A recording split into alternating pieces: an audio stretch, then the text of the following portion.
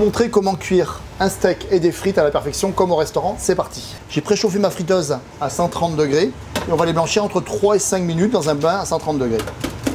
L'idée, c'est de les pocher dans la matière grasse de cuisson.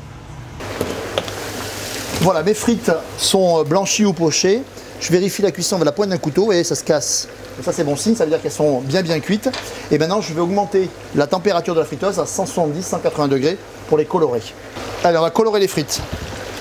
Et pendant ce temps-là, on va cuire les steaks. Toutes les viandes, elles sont salées à l'avance. Alors en fait, on croit qu'une viande, ça se sale après, mais pas du tout, pas du tout. On les sale avant. C'est-à-dire que nous, on n'hésite pas sur des petites pièces comme ça d'onglet à les saler 12 ou 48 heures à l'avance. Ça ne fait pas sortir le sang. Au contraire, ça va sécher et ça va nous aider à la cuisson.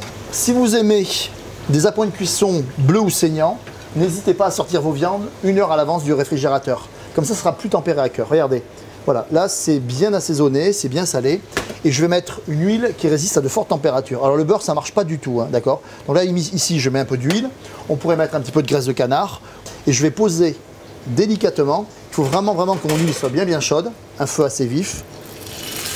Et je vais poser mes pièces de bœuf doucement, sans m'éclabousser. Ce qui est important, c'est d'avoir un feu bien vif, comme là, regardez. Hop.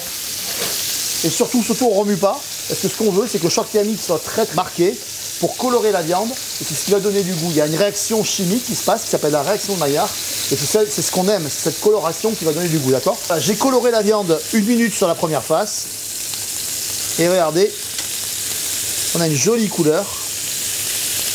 C'est vraiment ce qui va donner du goût à la cuisson.